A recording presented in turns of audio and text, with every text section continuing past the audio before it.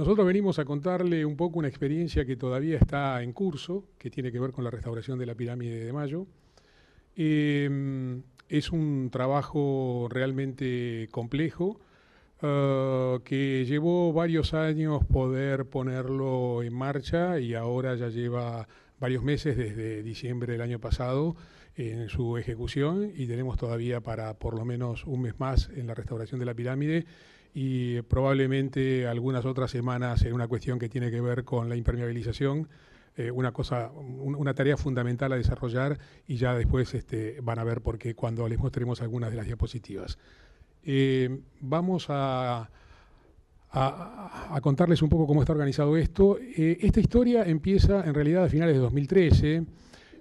Hay una convocatoria que nos hace la gente de la Dirección General de Espacios Verdes del Gobierno de la Ciudad, con intenciones de recuperar la pirámide de Mayo y, entre otras cosas, volver a poner en la base de la pirámide las 4 esculturas de mármol de Carrara que habían sido retiradas en 1912 cuando se produce el traslado de la pirámide. Yo no voy a ahondar en los detalles porque cada uno de los coordinadores de áreas después van a tratar en particular estas cosas. Les decía, se hace una primera evaluación de la situación con una propuesta. Ya había una decisión tomada de volver a colocar las esculturas. Esto había sido una idea que en algún momento dado les había planteado Daniel Javelson a la gente de la Dirección General de Espacios Verdes. Se vuelve sobre el proyecto en 2014, de nuevo en 2015, y finalmente a mediados de 2016 se decide darle ya una forma operativa para poder llevarlo adelante. Y sobre esa forma operativa es que nosotros empezamos a trabajar. Ustedes van a ver allí en el medio un rectángulo con fondo celeste. Restauración de la pirámide de Mayo sería en realidad el objetivo de este proyecto.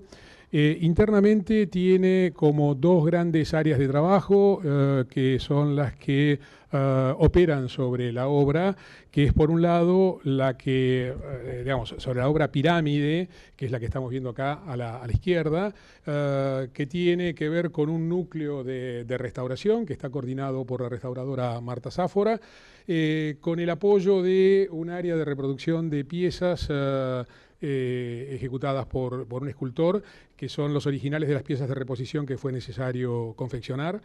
Hacia el otro lado, un área de restauración de las esculturas, a cargo de Miguel Crespo, que tiene el apoyo interno de un equipo que se encargó del desmonte y a posteriori se va a encargar de la recolocación. Y todos estos apoyados en principio por una serie de insumos de conocimiento que fueron aportando distintos tipos de datos como para poder terminar de armar este proyecto de trabajo, que es un área de investigación histórica que es fundamental para poder comprender ciertas cosas, a cargo del arquitecto Francisco Girelli. El área de investigación arqueológica, con un equipo que fue coordinado por Flavia Sorsi y Ricardo Orsini. El apoyo de ingeniería estructural, que luego vamos a ver para qué, a cargo del ingeniero Oscar María Galuzzi. Una cuestión respecto a cómo encarar ciertos problemas de conservación vinculados a la química de los materiales con la doctora Elena Charola y los análisis de laboratorio con la licenciada Marcela Cedrola. Todo este proceso está siendo seguido por una unidad de registro a cargo en este momento, de Fernando Aramayo, que lo que hace es toda una apoyatura desde el punto de vista de las imágenes, la información de obra que se va recogiendo y demás. Y obviamente información que no solo nos sirve a nosotros como un insumo interno, sino que también va a hacer un aporte importante para el informe y para futuras intervenciones. Arriba está la Dirección General de Espacios Verdes, que son los que supervisan el trabajo, además de haberlo contratado. Esto depende del Ministerio de Ambiente y Espacio Público del Gobierno de la Ciudad. Tanto el monumento como la plaza tienen una declaratoria de Monumento Histórico Nacional, por eso acá aparece esta rayita, tiene que ver con la supervisión que hace la Comisión Nacional de Monumentos de Lugares y de Bienes Históricos, que aprobó el proyecto. Y por una decisión del Ministerio, en realidad las cuestiones de apoyo operativo, obrador, andamio, la seguridad del obrador y los movimientos, esto significa las grúas, son aportadas por otra empresa, que es Zona Verde, que es la que tiene a cargo el mantenimiento de la Plaza de Mayo. Bueno, este es más o menos el esquema y a partir de este esquema ahora le vamos a ir contando qué pasa en cada una de las áreas más significativas de trabajo y cuáles han sido los resultados alcanzados hasta el momento. Así que ahora le doy el micrófono a Francisco Girelli, que es el que va a hablar de la cuestión de la historia, de la investigación histórica vinculada a la restauración. Me ocupé de la investigación histórica, como contó Marcelo. Es una historia larga, una historia que presentaba ciertos desafíos con algunas verdades que ya estaban instituidas. Me resulta muy difícil sintetizar esto en 15 minutos, pero bueno, fue el desafío un poco de esta charla, así que lo separé como en dos módulos. El primer módulo voy a hacer una especie de repaso general, considerando también que es un edificio muy presente en el imaginario de todos, por lo menos los que vivimos en Buenos Aires, así que me permite eso ciertas, la primera presentación de contexto, pasarla por alto. Y en una segunda instancia voy a mostrarles un caso que vincula la parte histórica aplicándolo a la obra más concreta. Bueno, lo que vemos en estas dos imágenes son las primeras imágenes que se conocen del edificio original. Me refiero al edificio original, me refiero al inaugurado en 1811, conmemorando el primer aniversario de la Revolución de Mayo. Es una obra muy similar a la que conocemos ahora, pero con algunas diferencias que vamos a ver. Este edificio, este monumento, no es un edificio, aunque no es casual que nos hemos referido, o me refiera casi como un fallido, como un edificio, por varias razones. Pero este monumento, básicamente la diferencia que tiene con el que conocemos todos es la falta de la estatua ubicada en la parte superior. Tanto en la foto de la izquierda, que es de aproximadamente 1850, como en el cuadro, en el detalle de este cuadro de Pellegrini de la década de 1820, es prácticamente la pirámide que nosotros conocemos sin la Estatua de la Libertad o Estatua de la República ubicada en la parte superior. Es una obra atribuida al constructor, alarife, proyectista Francisco Cañete, y bueno, vamos a ir hablando de los detalles a medida que vayamos avanzando, para hacerlo un poco menos... Sí.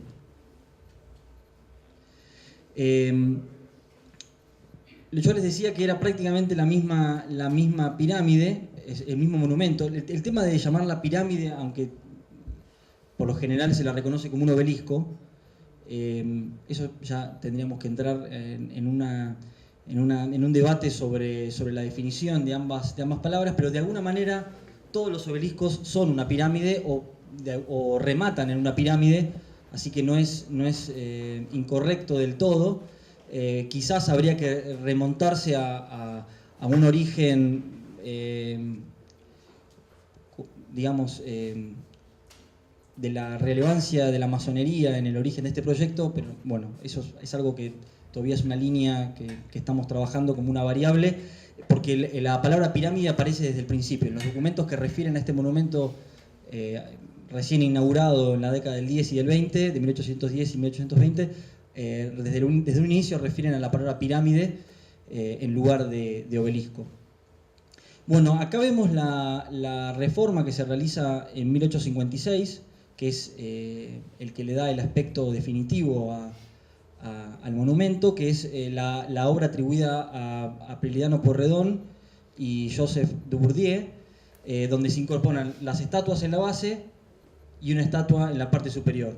También los relieves y otros detalles. Esas estatuas, fue una de las sorpresas de la investigación, no son las estatuas que se están ahora colocando. Esas estatuas vamos a ver que aparecen después. Esas estatuas son de mampostería, es decir, son de ladrillo y cal, igual que la estatua superior. Vemos, esta imagen es alrededor de 1870. Ven que otro dato importante es que no están los escudos que conocemos todos. los escudos patrios con las lanzas y cañones, esos son posteriores. Ahí lo que vemos es que tenían unos escudos colgados, de hecho acá falta uno y se pintó alrededor y ya faltaba. Siguiente. Bueno, y acá sí vemos las estatuas que ahora sí se colocaron, que son las de mármol, que son unas estatuas que se colocaron en 1878, que ese también es un dato que pudimos corregir. Ese dato en realidad siempre se hablaba de 1875, y en 1875 todavía estaban en el edificio donde pertenecían, que es el Banco Provincia, ubicado sobre la calle San Martín, a 2 cuadras de la plaza. Esas estatuas fueron donadas por el edificio del banco, y la municipalidad las recibe como donación y en un principio no saben qué hacer, y surge un proyecto de reubicarlas en distintas plazas y parques de la ciudad. 4 se colocan en la pirámide para reemplazar las existentes. Según los relatos de la época de los diarios, estaban deterioradas, tenían problemas de los revoques. Si volvemos un segundo a la imagen anterior, acá se ven los faltantes en el revoque que se estaba desprendiendo. Es el mismo revoque que tenían las estatuas, así que no es raro que ese revoque haya fallado de alguna manera y haya generado problemas que luego se decidió el reemplazo. Estas estatuas no tienen nada que ver con Dugourdier, como siempre se dijo. Dugourdier ya no estaba trabajando, pensemos que fue 20 y pico de años después de la intervención primera en la pirámide. Desconocemos el autor de las estatuas, pero sí sabemos que fueron embarcadas en Italia. Eso consta en los registros del archivo del banco. Fueron embarcadas en Italia, el autor no lo conocemos, por lo menos hasta ahora. Acá vemos los escudos que les mencionaba, que son los que conocemos actualmente. Esos escudos se colocaron hacia la década de 1870, que también eso fue un dato interesante, desasociarlo de la intervención de Priliano Porredón, que hasta todos los trabajos publicados hasta la fecha sí lo sostenían. Siguiente.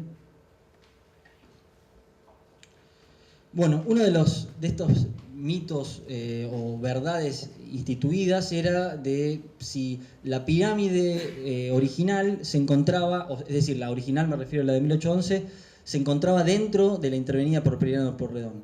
Bueno, este mito no es moderno, no es que es un mito actual, sino que ya a fines del 19 se están preguntando eso. Siguiente. Bueno, más allá de que es algo totalmente infundado y es un mito como el de los túneles y otros mitos que son muy arraigados en Buenos Aires, en 2015, 2016, 2017, cuando este proyecto se empezó a gestar, lo primero que me preguntaban, o siempre que nos preguntaban el proyecto, era eso. Digamos, bueno, esta imagen es súper clara, o por lo menos ese fue el objetivo de mostrar. Si ven la base de la pirámide, esta es una fotografía anterior a la intervención de Priliano Porredón, y están todas casi en la misma escala. Ven que casi que no varió en nada de la construcción de 1811. Es decir, entre que es el cuerpo de 1811 y tal cual estaba antes del traslado de 1912, ven que casi no hay ninguna variación, incluso en ninguna de las molduras, cornisas.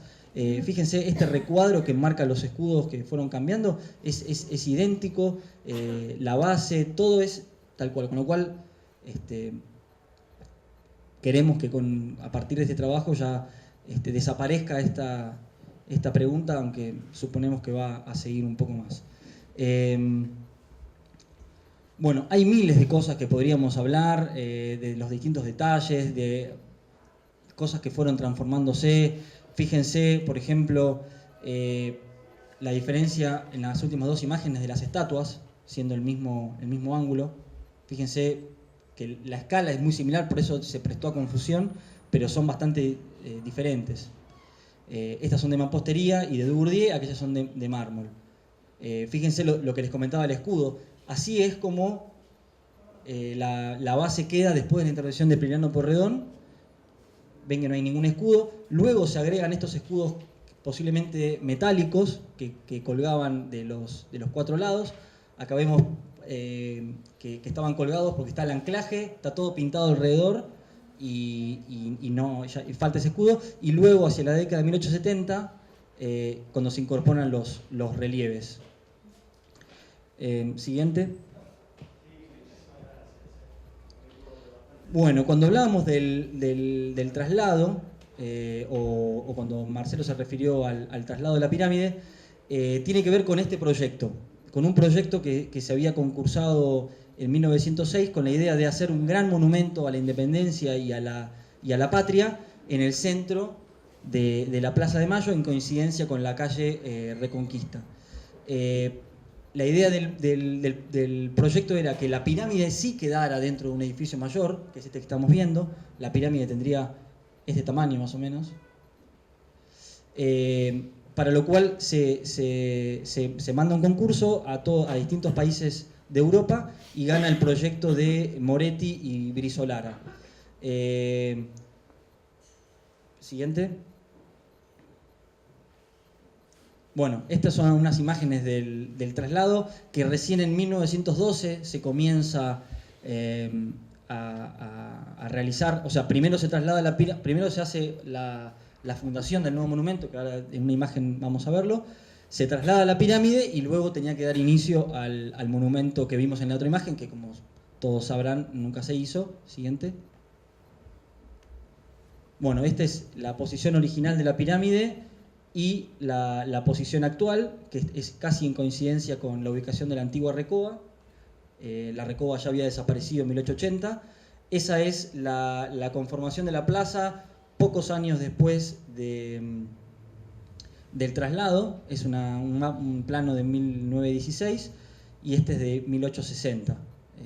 Ahí está bastante claro, digamos, el cambio de posición. Son unos 60 metros y a su vez el eje de la plaza primitiva, el de la antigua Plaza de la Victoria, tampoco coincide con el eje actual, así que en realidad la pirámide se trasladó en diagonal, que eso es un dato interesante para poder ubicar en las fotografías antiguas.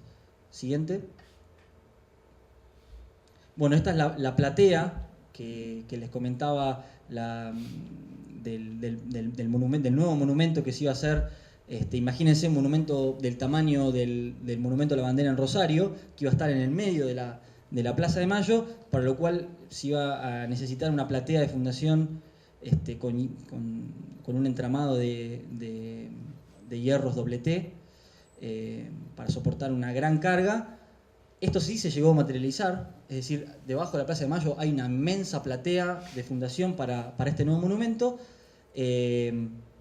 pero que queda en el proyecto del traslado y ahí muere. Siguiente. Bueno, se traslada la pirámide, el proyecto queda inconcluso. En 1915 recién se saca el cerco de obra de alrededor de la pirámide. Estuvo 3 años en el cerco puesto pensando que el proyecto se iba en algún momento a arrancar. Hay toda una polémica con el estudio de arquitectura que inicia una demanda al gobierno de la ciudad, porque desde 1906 los tienen cautivo 10 años con que el proyecto se iba a hacer. Se vienen a instalar a vivir a la Argentina y todo queda en la nada. Todo queda en la nada y las estatuas que se habían retirado para hacer más liviano el peso del traslado de la pirámide nunca se colocan. Por eso en parte la relevancia de este proyecto tenía que ver con devolver a la pirámide al momento anterior a que fue desarmada para el traslado que quedó trunco.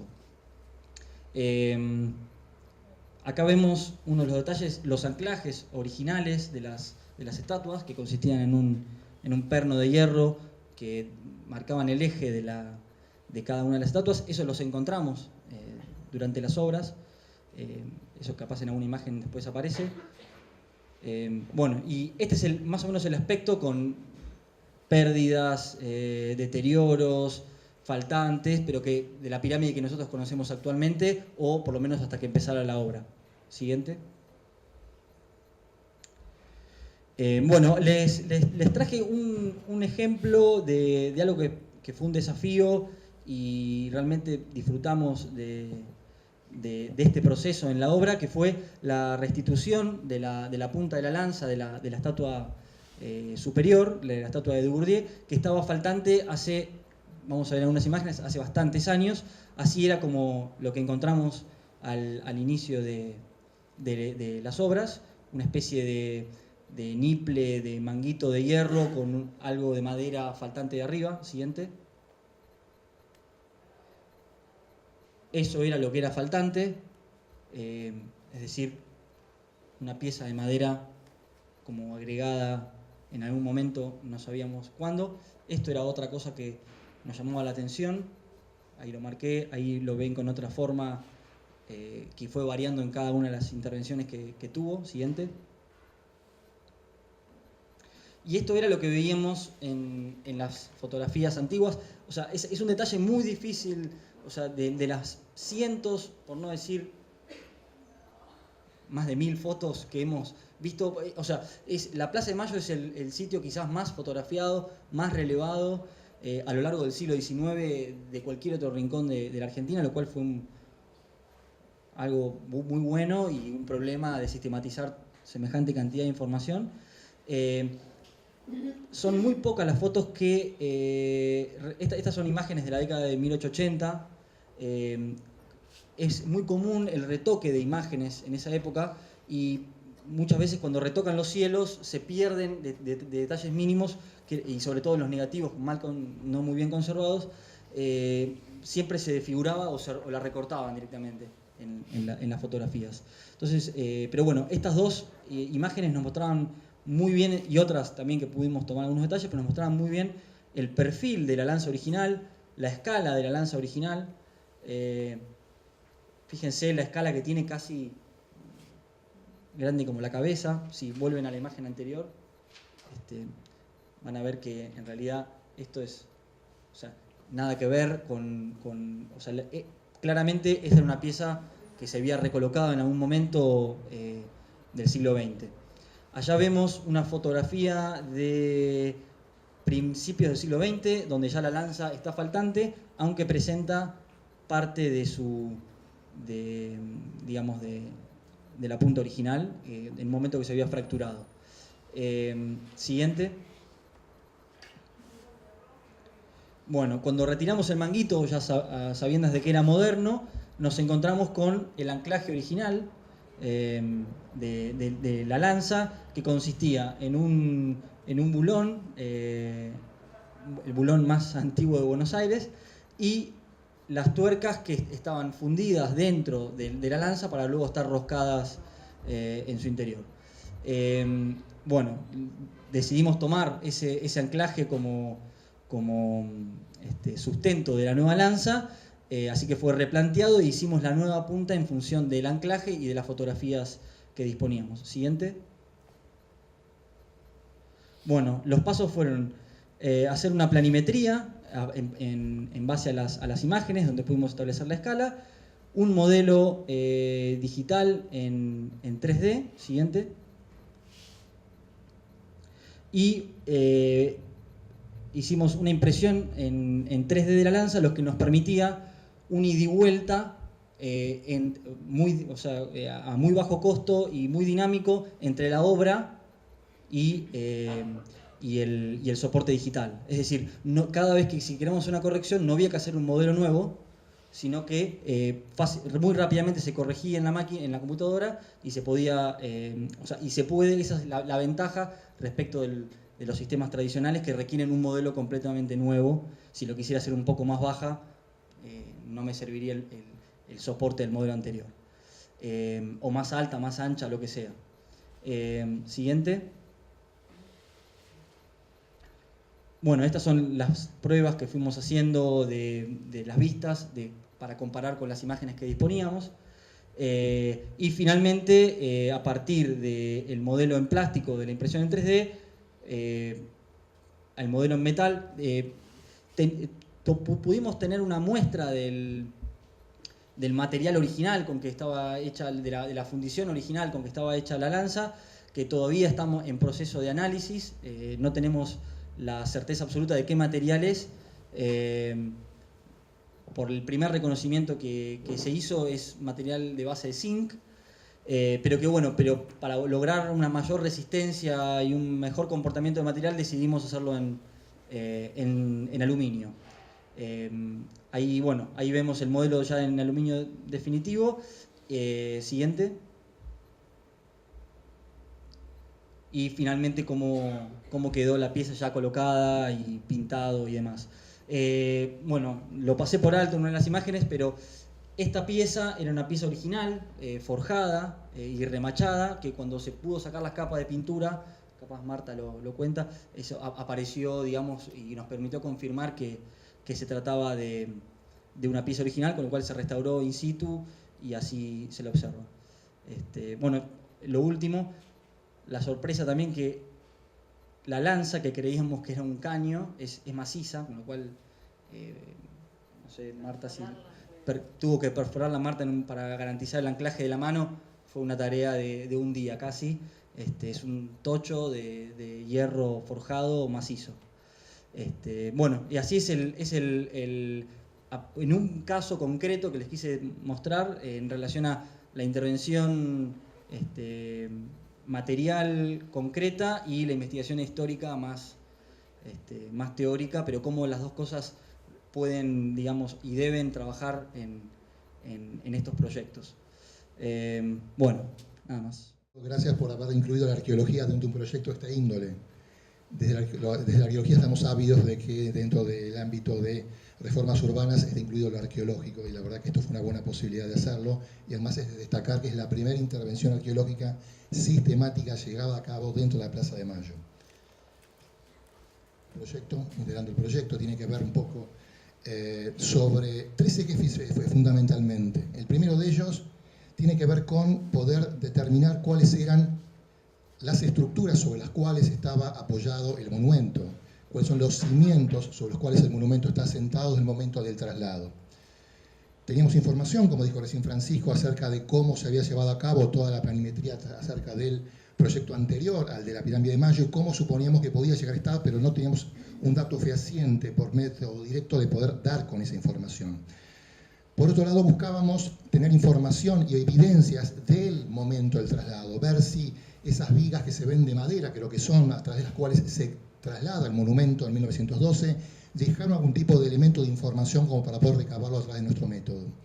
Y por otro lado, poder determinar toda esta historia de vida de la pirámide desde el momento en que fue asentada en 1912 en el lugar que está actualmente hasta la actualidad. Es decir, hacer una lectura de sedimentos de la tierra que actualmente rodea el contexto próximo, inmediato a la pirámide, desde ese momento hasta ahora. Hicimos metodológicamente dos cuadrículas de 1,50 m por 1 metro. La elección tenía sus criterios también. Una de ellas tenía que ver con el ángulo de la pirámide que da exactamente al sudoeste. El segundo tenía que ver con la dirección hacia el sur. La primera de ellas tenía como objetivo, entre todos, poder encontrar en ese sector en particular si había evidencias del traslado. El segundo en particular, bajar directamente hasta el nivel en donde pudiéramos encontrar los cimientos a través de los cuales el monumento estuviera asentado.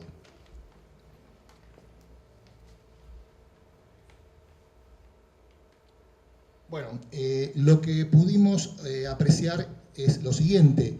El monumento, desde el momento en que fue trasladado hasta la actualidad, fue perdiendo visibilidad a través de diferentes tipos de intervenciones que tienen que ver con diferentes trabajos de paisajismo o de jardinería que se llevó a cabo en el mismo.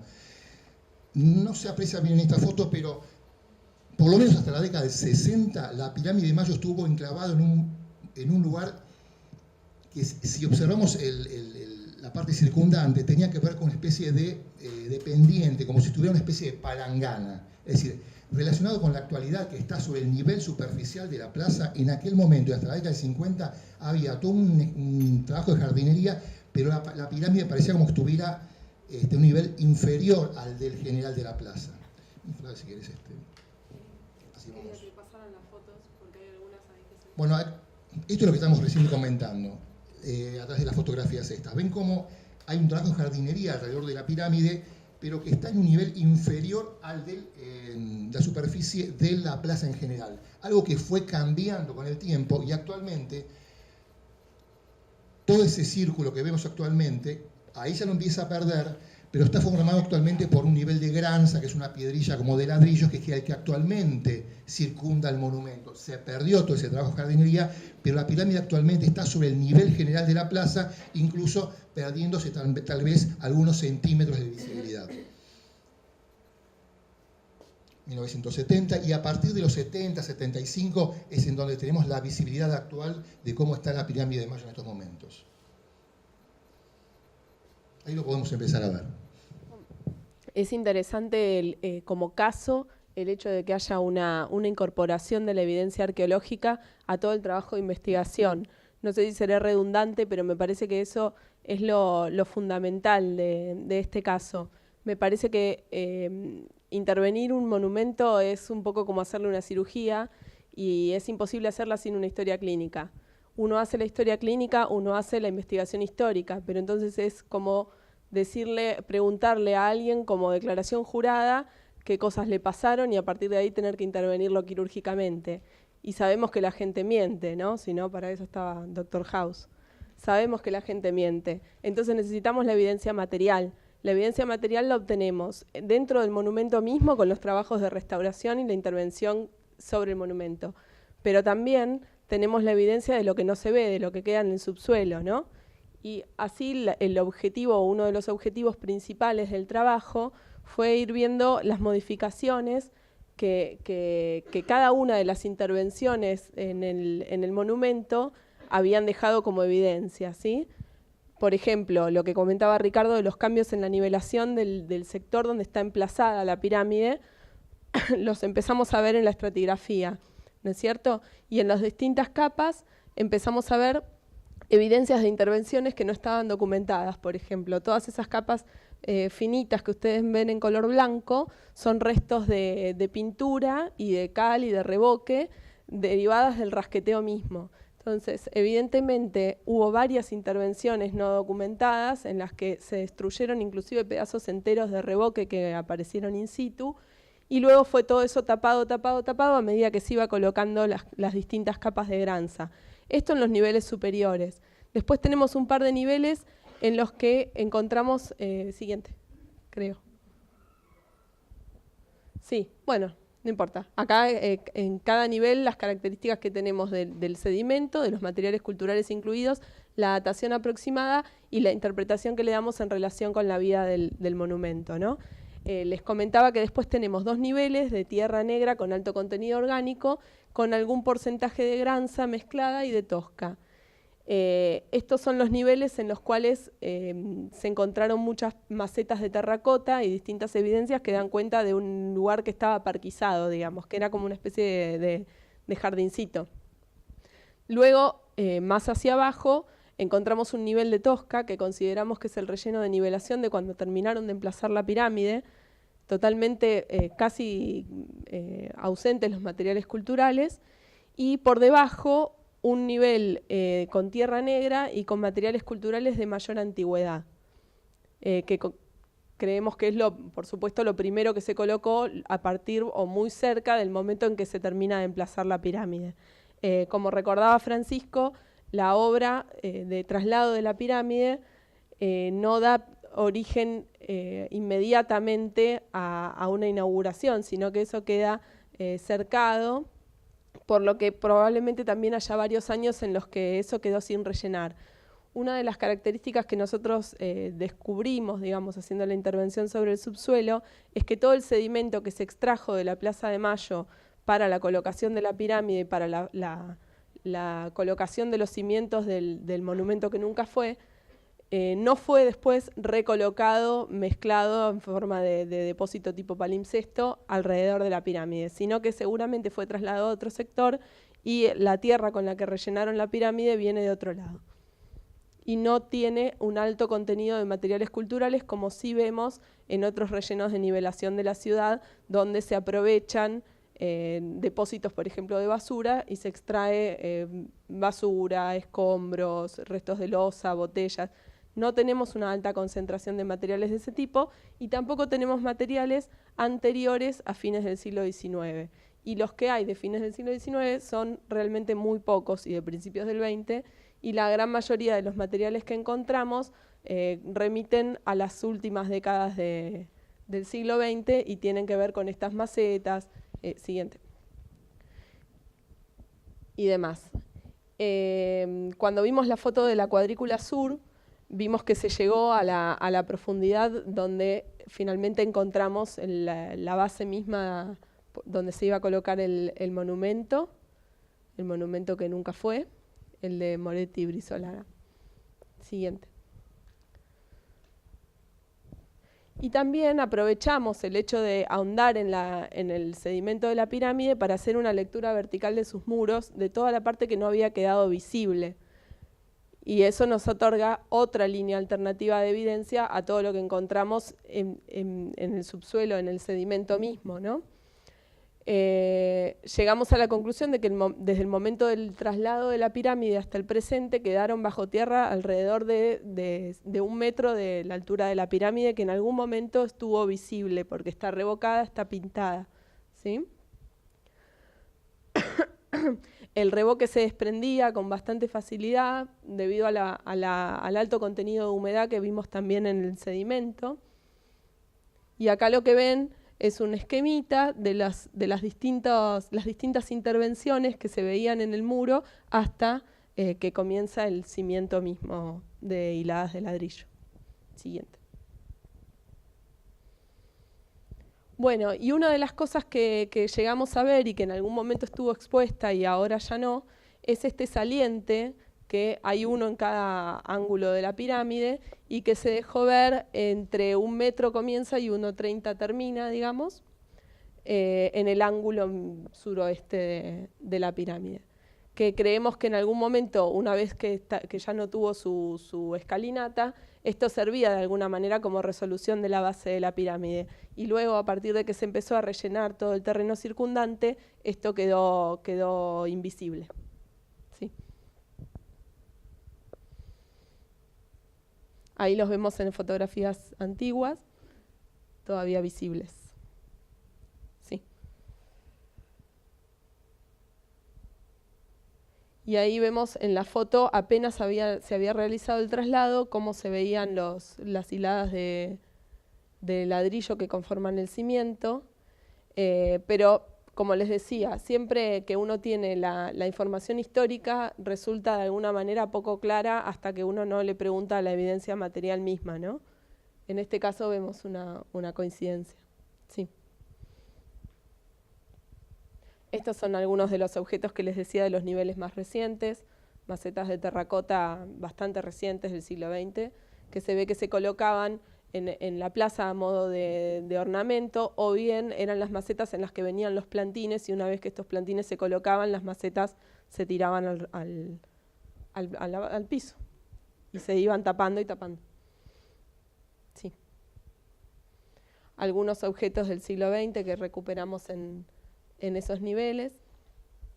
Muy pocos objetos vinculados con la vida cotidiana. Sí, quizás algunas cosas de construcción, como los caños de grés o muchos objetos vinculados con la electricidad, pero en general pocos objetos como las tazas o los platos, el plato que ven ahí que dice Industria Argentina, que es una característica ya que nos remite bien al siglo XX, o la medallita de San Expedito, ¿era? ¿Quién era?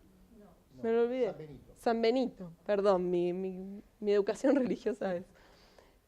O el frasquito de medicina, sí. Sí, la mayor parte de los objetos que pudimos recuperar tienen que ver con el contexto de vida de la pirámide desde el momento que se trasladó. Es decir, ese tipo de objetos que recién destacó Flavia son un poco atípicos a lo que pudimos encontrar. Realmente los macetines fueron lo más frecuente, o sea, tienen que ver un poco con la parquización que tuvo la pirámide. Y después, como seguramente va a mostrar Flavia ahora, otro tipo de implementos que tuvieron asociación con el funcionamiento de la pirámide en algún momento dado. Bueno, acá tenemos un casquillo de bala, pero por ejemplo, se encontraron algunos implementos que tenían que ver con la iluminación que posiblemente tuvo el monumento durante mucho tiempo. Desde fotografías que mostró Francisco en 1870 y tantos, vemos que hay iluminación en la pirámide. Seguramente portalámparas y luego unos caños que encontramos que también nos podemos asociar con fotografías que tenían que ver con una especie de caños de paso, de cables, tienen que ver con la iluminación que el monumento tuvo en algún momento. Sí, este portalámparas fue particularmente diagnóstico por su material y porque tiene una inscripción que pudimos identificar en manuales de electricidad y publicaciones específicas de electricidad de Estados Unidos, sobre todo. Se trata de un portalámpara de goma como aislante, que estaban hechos para ser particularmente flexibles, para ser colocados en el exterior. Estaba bastante bien conservado, después el equipo de Patricia Frasi le hizo una conservación preventiva, y bueno, y ubicamos la marca HT Paiste como una marca que funcionó en Filadelfia a partir de 1870, y el modelo, muy similar a este, aunque quizás un poquito más redondeado, pero había otros, lo que pasa es que la foto era mejor esta, por eso elegimos esta. El modelo aproximadamente de las primeras décadas del siglo XX. Sí.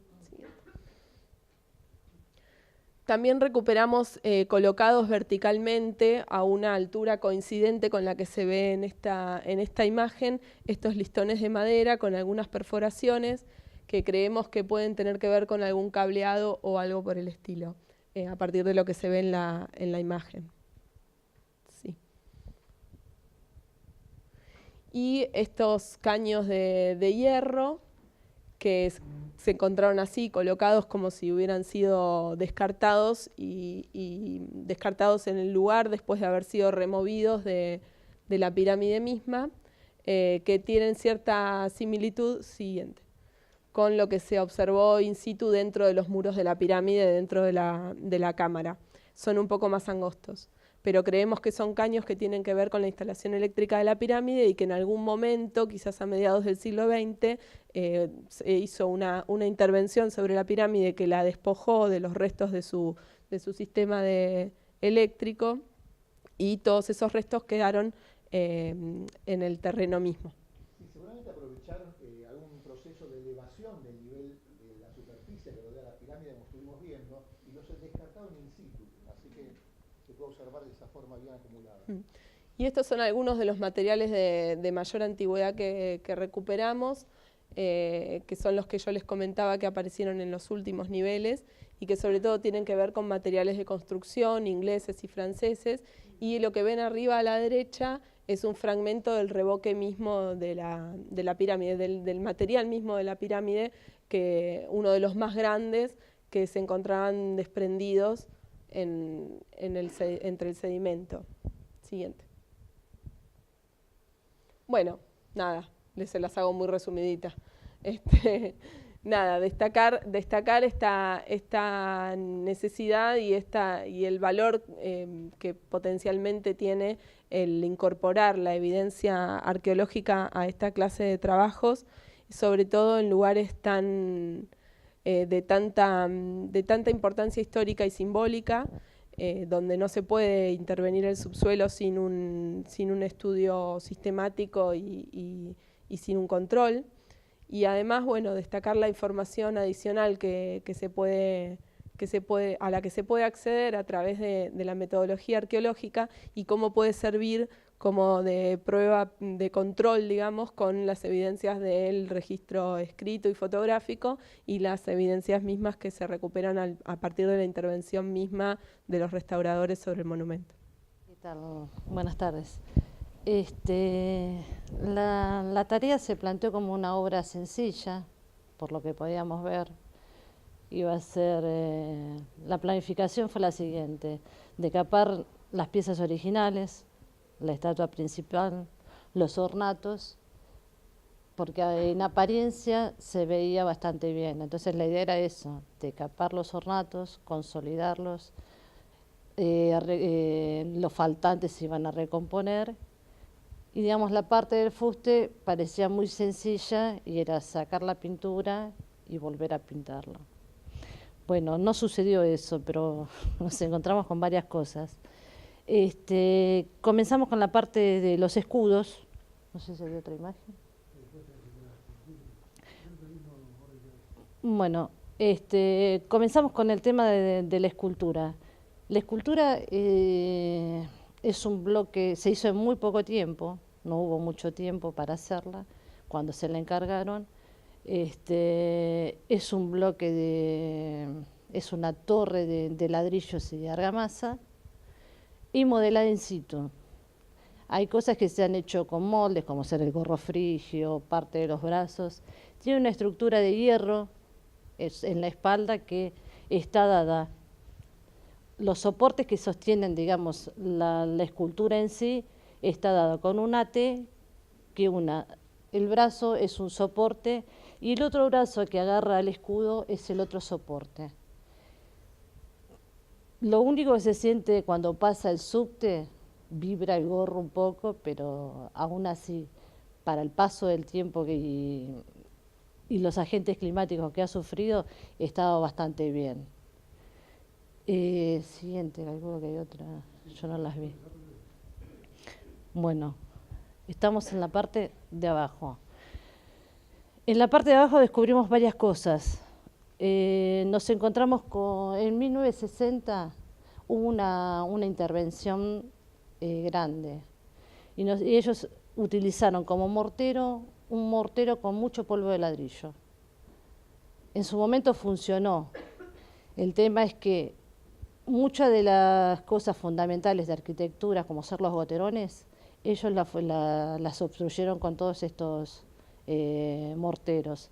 Entonces, los morteros, los goterones que funcionaban para detener la caída de las gotas de lluvia y todo lo demás, al estar ocultos con un mortero, hicieron que la humedad absorbiera más. Aparte, el tema de eso de poner polvo de ladrillo a casi todos los morteros es muy bueno porque seca rápido el material, ayuda a secar, pero nada más se pone a un mortero grueso, no un mortero fino. Acá lo usaron como un enlucido y es muy higroscópico el ladrillo.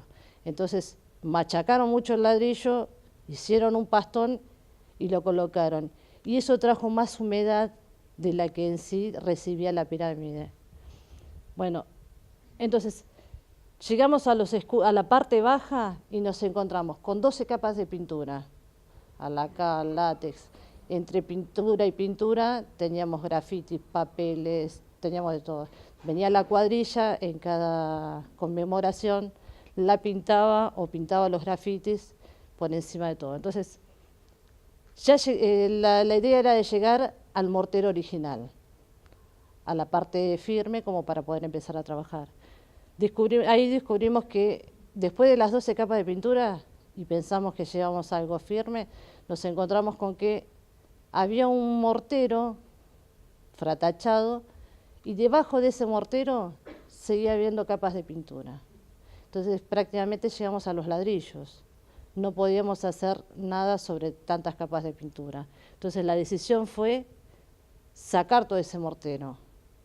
Primero porque estaba lleno de sales. Se hicieron todos los análisis en el laboratorio de la composición y aún así no todo, que esto también, todo monumento lo que requiere es el análisis de materiales. Pero lo que vemos en lo que se trata de fachadas y monumentos externos es que no siempre el estudio de material es uniforme para todos.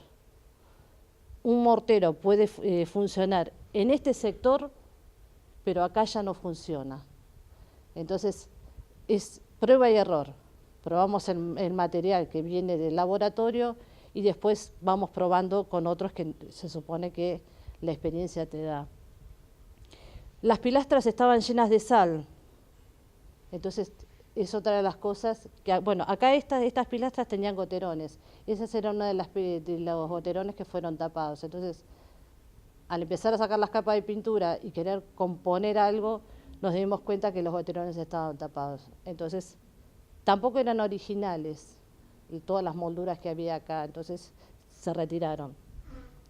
Encontramos, sacando mucho revoque y mucho mortero de cemento, mucho concreto. Encontramos unas baldosas que, según Marcelo, que tiene más años, se utilizaban de relleno, eran unos baldosones grandes que se utilizaban, que los vimos en la cornisa también. Entonces, baldosones verdes y amarillos que se usaban de relleno, eran planchuelas, muy chatitas y eran de una argamasa bastante fuerte. ¿Qué encontramos a partir de los... Teníamos el chico, el historiador, que quería encontrar todas las cosas que él había visto y, y la función era nuestra.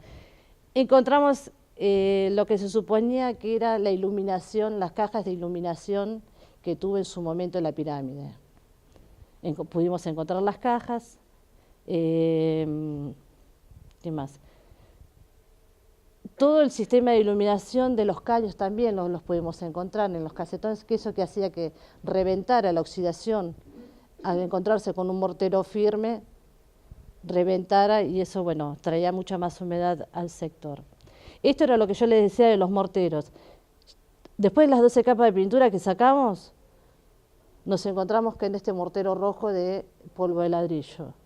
Pensamos que este era el revoque original, no, nos encontramos con que había otro poquito más y seguimos, y bueno, tenía como 3 centímetros ya, entonces decidimos sacarlo y llegamos a decapar todo hasta el ladrillo. Siguiente foto, puede ser. El decapado total. Más allá de que uno después en el decapado y todo vea ciertas cosas que no se condicen, estaba en bastante buen estado. Se decapó todo, se hicieron cateos de color por las diferentes capas de pintura que tenían, todo con bisturí. Todo el decapado que se hizo en la pirámide y ornatos, todo fue con bisturí. Estos son los cateos que se hicieron. Y bueno, las capas de pintura lo que habían imposibilitado era que se vieran los detalles. En este estado, bueno, muchos de los componentes que tenía el manto estaban sostenidos por las capas de pintura. Al retirar las capas de pintura se vinieron todos los revoques. Acá también se encontró ese mortero de polvo de ladrillo, que en realidad fue lo que más trajo la humedad y conservó la humedad en la escultura. Debajo de esto es lo que yo les mostraba allá. Está todo el armazón de la escultura original. Sacamos la pintura, se vinieron los revoques y bueno, se decidió abrir ambos brazos y tratar todos los hierros. Los hierros fueron pasivados y después aislados del material que iba a ser un mortero a la cal y se completó. Se hizo una limpieza. No podíamos, había mucha humedad en la ornamentación como en toda la pirámide. Entonces, un hidrolavado no lo iba a soportar porque todas las piezas estaban muy frágiles. Si bien primero consolidamos todo lo que se podía haber caído, se optó por una limpieza con pulpa de celulosa. Pero también muy rápida. Fue de un día para el otro, no se dejó mucho tiempo, no se dejaron ni 3, 4 días, para no debilitar el mortero original. Entonces hicimos toda la limpieza, primero un cepillado, después la compresa con cloruro de benzalconio para el tema de los hongos y todo lo demás.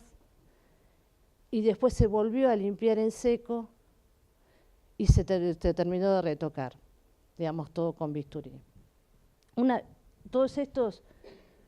Toda la ornamentación de los escudos y todo lo que en su momento hicieron una intervención, lo hicieron con concreto. Así que al sacar los bodoques de concreto, por supuesto que se venían casi todas las piezas. Siguiente. Bueno. Así nos encontramos con la estructura de hierro, del armazón de la escultura. Y después todo eso se modeló in situ.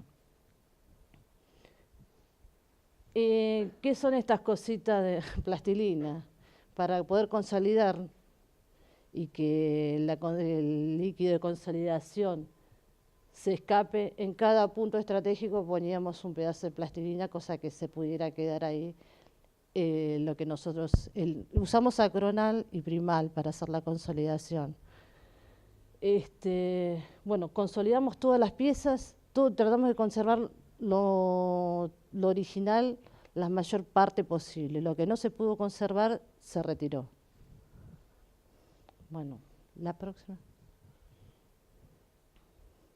Bueno, esta es la mano, esto es lo que habla de la gran argentinidad que tenemos. Esta es la lanza de la que hablaba Francisco, y esta es una mano que ya había sido intervenida y había sido atada con alambre. Así que ataron con alambre lo que quedaba de la mano original y encima le pusieron todo de concreto y armaron un par de dedos, pero todo agarradito con alambres, de diferentes tamaños, pero bueno. Y acá, por el medio del brazo, pasaba el otro hierro importante que tiene la estructura, de sostén. Entonces, se decidió cortar la mano. Lo que se pudo preservar, sacando el óxido y todo lo demás, se volvió a poner y se hicieron in situ los dedos. ¿Qué se usó para hacer los dedos? Varillas de acero inoxidable, que hicieron la estructura primitiva de los dedos. La mano agarrada a la lanza, y lo que pudimos hacer por el tema de la vibración del subte, que era lo que decía Francisco, perforar. Ahí nos dimos cuenta de qué material se trataba la lanza que tenía, que era algo muy macizo, y quemamos varias mechas, rompimos varias, porque era imposible de poder colocar, atornillar algo y sostenerlo. Bueno, una vez que lo conseguimos, que logramos hacerlo, se empezó a modelar in situ toda la mano. Aún así la dejamos separada de la lanza como para que la vibración no la volviera a quebrar. Bueno, y acá comenzamos los completamientos, que es un mortero a la cal, que también las pruebas vinieron del laboratorio, y acá sí funcionó, digamos, el mortero. En otros sitios no, pero acá sí. Y se hizo todo el completamiento así. Una vez completado se hizo una pequeña lija y después se volvió a pintar a la cal, que era lo que decía, que en su momento había sido siempre pintada a la cal, así que se respetaba eso. La culminación, bueno, ¿qué nos encontramos? En realidad la escultura en sí es muy tosca, no tiene delineado, un gran delineamiento, pero para, digamos, a la altura que está y uno lo ve de lejos, representa lo que representa. El escudo, bueno, tenía rayos más, rayos menos, pero bueno, eso se respetó. Quizás ustedes pasan y dicen, bueno, acá le falta un rayo, ya no le... Bueno, pero era lo original, no se podía modificar eso. Siguiente. Bueno, esto es más... Nada, muestra el proceso de las infiltraciones, la limpieza que pudimos hacer, el estado en que se encontraban las... Esta es una de las piezas, de las manos de sostén. Sigamos. Bueno, llegamos al fuste.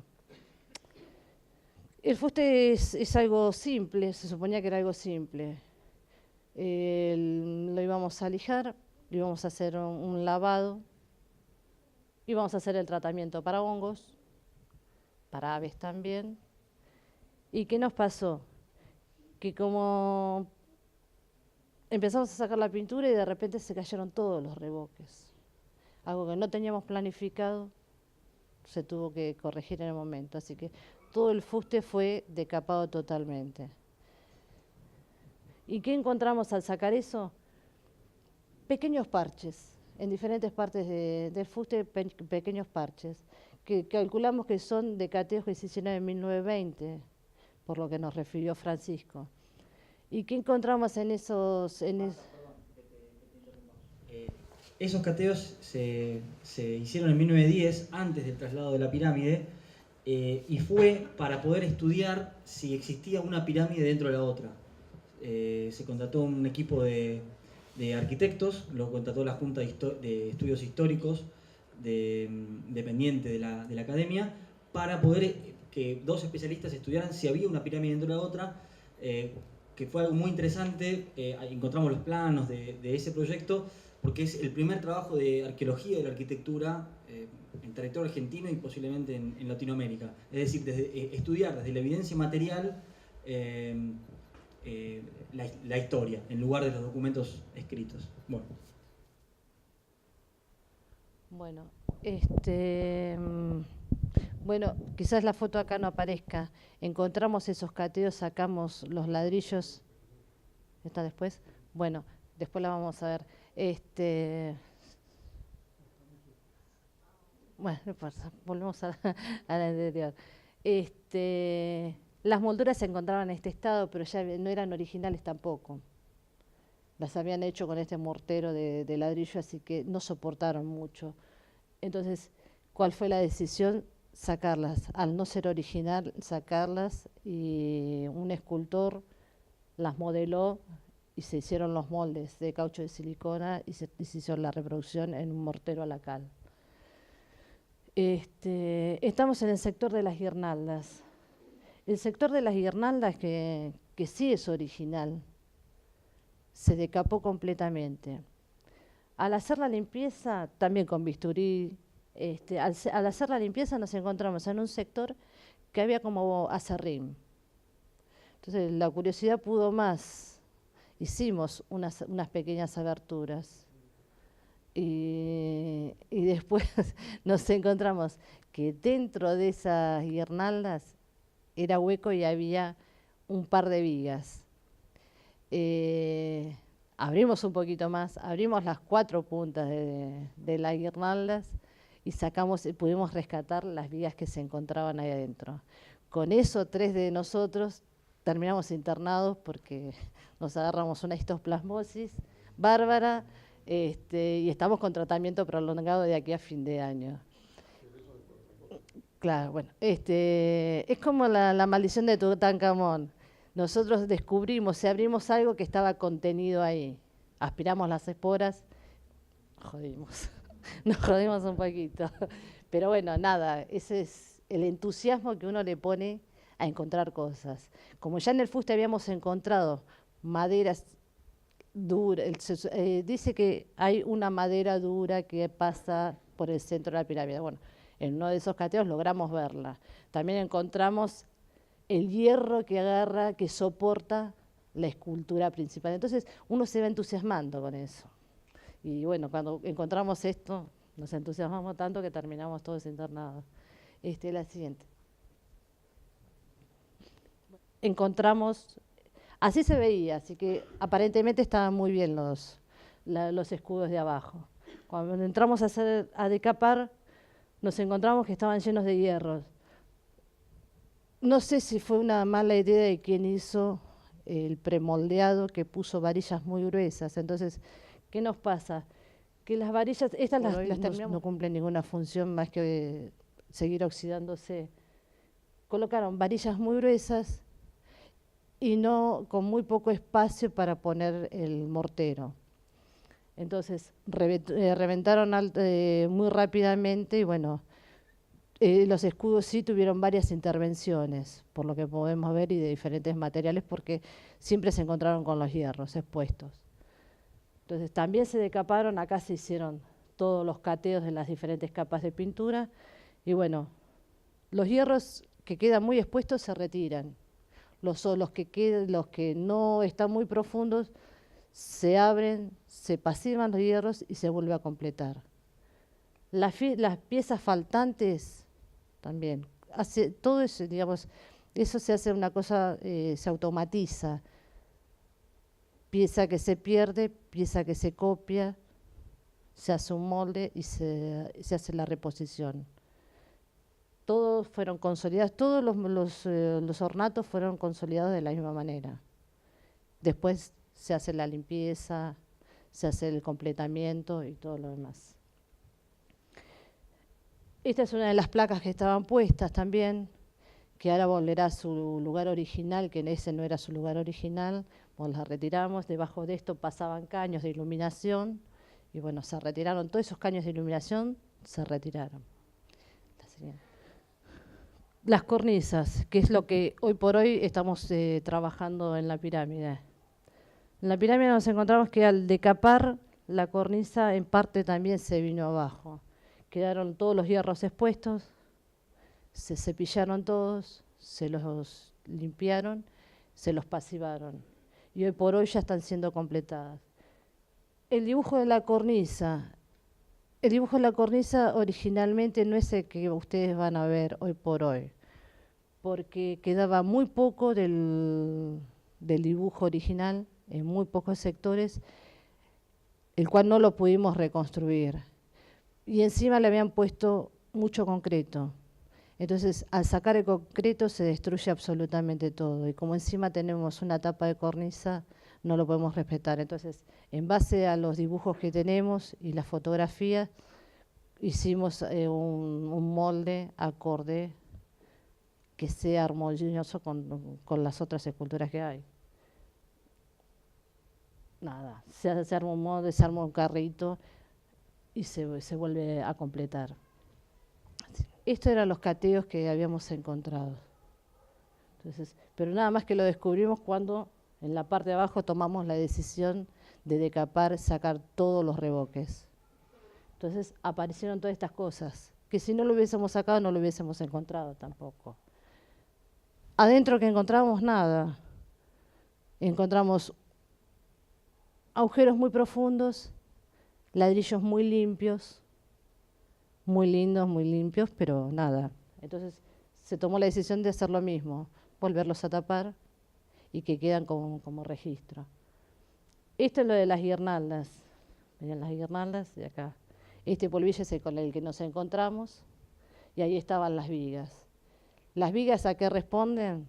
No sabemos si es del traslado, si es viga de cuando montaron algo, no lo sabemos. El tema es que todo esto se mandó a analizar y fue para arqueología. La gente de arqueología se lo llevó. Y bueno, en el fuste nosotros no, yo tengo una costumbre que en cada obra hacemos nuestra propia cápsula del tiempo. Entonces uno de esos agujeros tantos que encontramos de cateo, una botellita, billetes, monedas, un diario con la fecha, el nombre de todos los que intervenimos, no sé si para bien o para mal.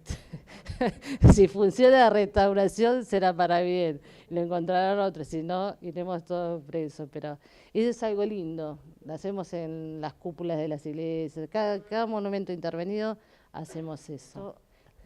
Estamos en el antes y así es como concluyó la pirámide, la primera etapa.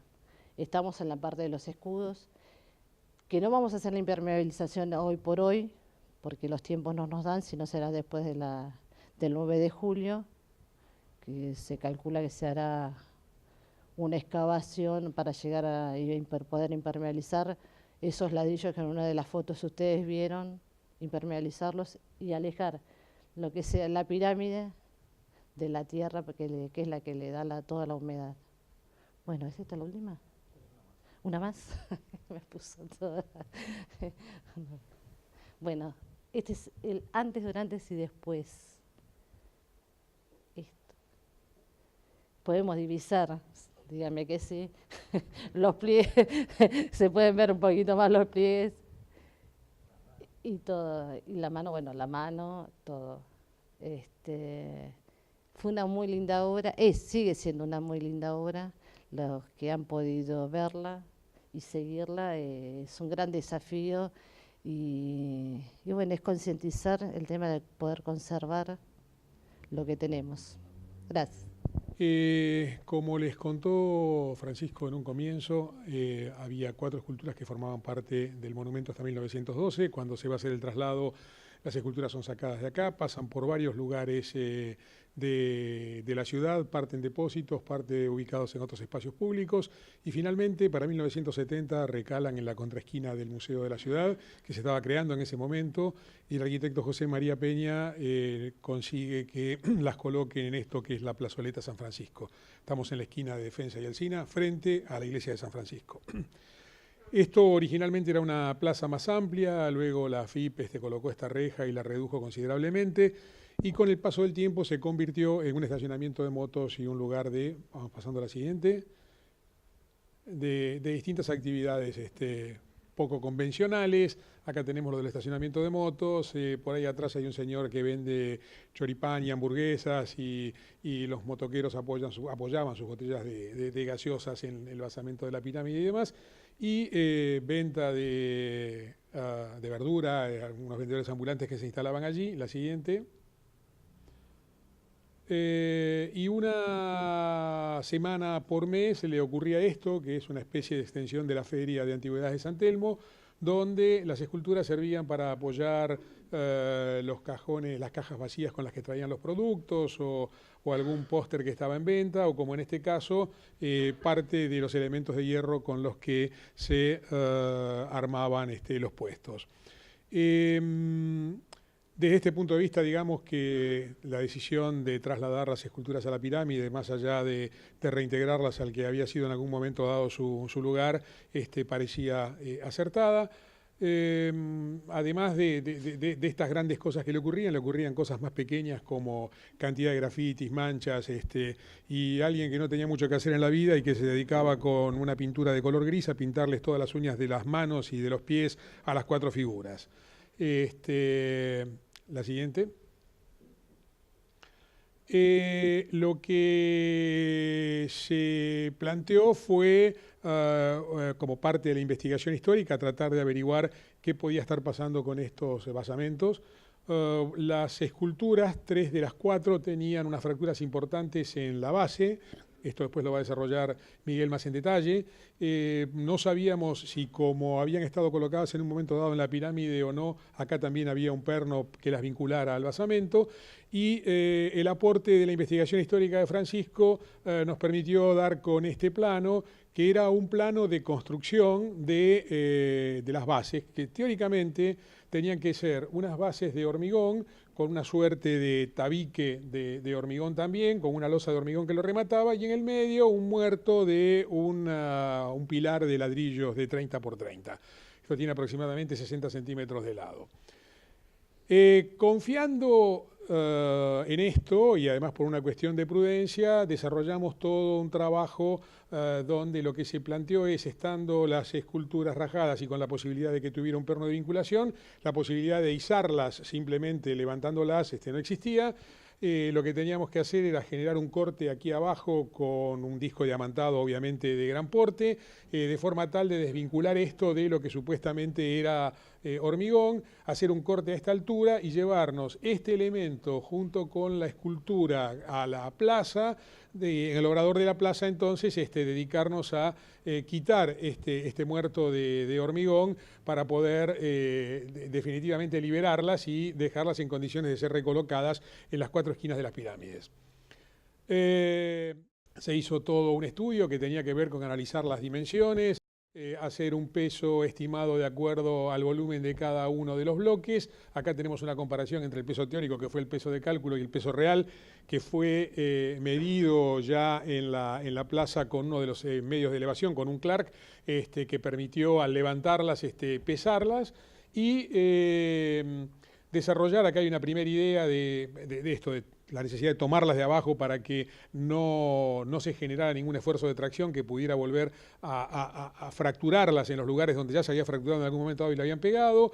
Estos son unos borradores de cambio de distintas ideas y demás. Y finalmente lo que se decide, trabajando con Miguel Crespo y con el ingeniero Galuzzi, es en generar un elemento rígido que eran 4 Ls metálicas que se metían por debajo de la escultura, unas prolongaciones que permitían colocar 4 caños en vertical con un cuadrado arriba también rígido que cerraba toda esta estructura. La idea era tener un elemento suficientemente rígido, como si fueran las aristas de un cajón, de forma tal de poder colgar esta estructura. Vamos a la siguiente. La planta baja, la parte baja, que es esta de acá, y este es el marco superior. Y este elemento estaba preparado con unas correderas de manera tal de poder ajustarse a las dimensiones de cada una de las esculturas, que tenían leves diferencias de un par de centímetros entre una y otra. Esto se construyó en un taller de herrería y acá ya está lista como para llevarla a la obra y proceder al montaje. cada uno de estos elementos se manejaban en forma independiente, o sea, esto se desarmaba por completo y se podía rearmar, lo cual nos daba la versatilidad que necesitábamos como para poder operar después sobre las esculturas al momento del traslado. La siguiente.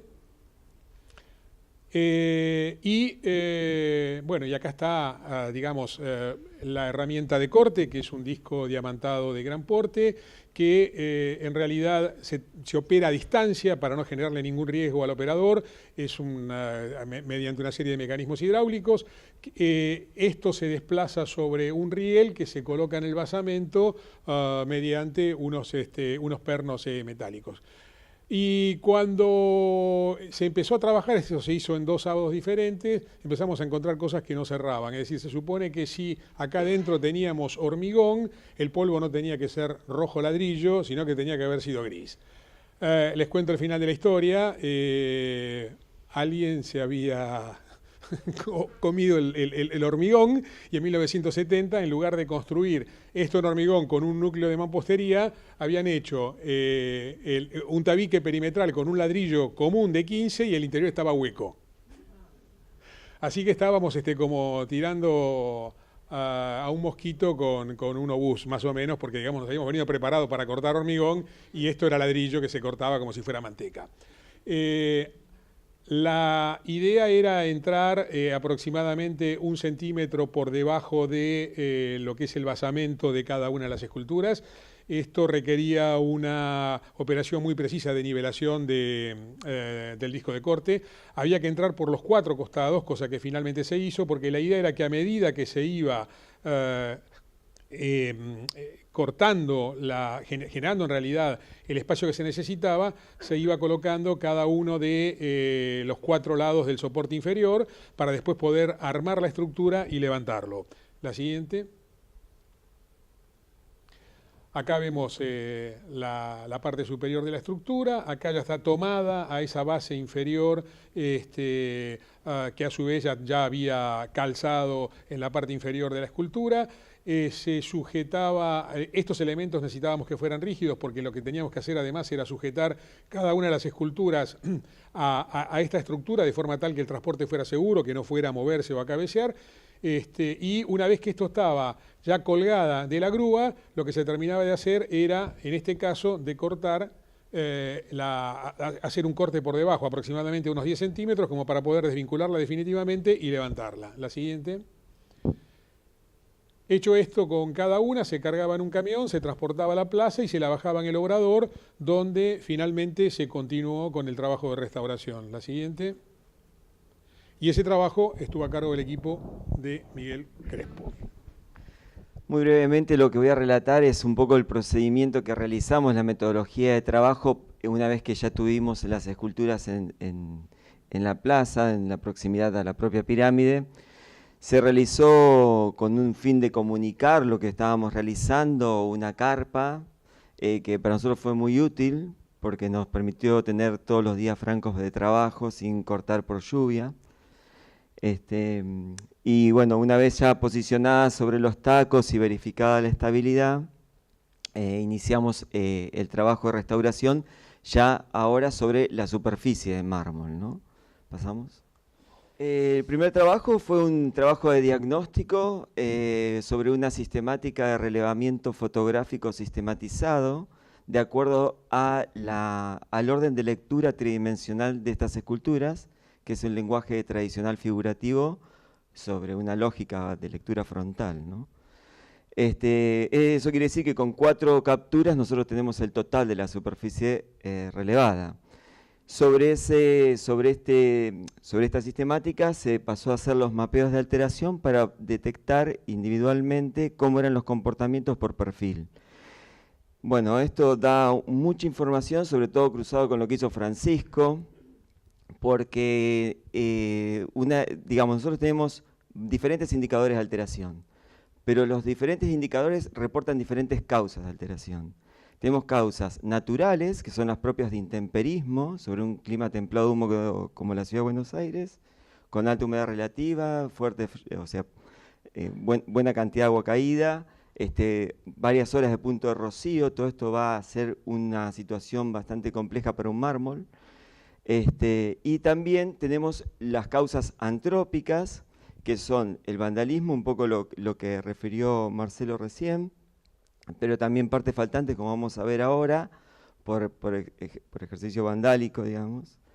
Y después también intervenciones previas, que también operaban sobre la lectura de la obra. Y el otra causa, la otra madre causa de deterioro, fue el propio soporte de mármol. Pensemos que son esculturas de las más antiguas que tiene Buenos Aires expuestas a intemperie.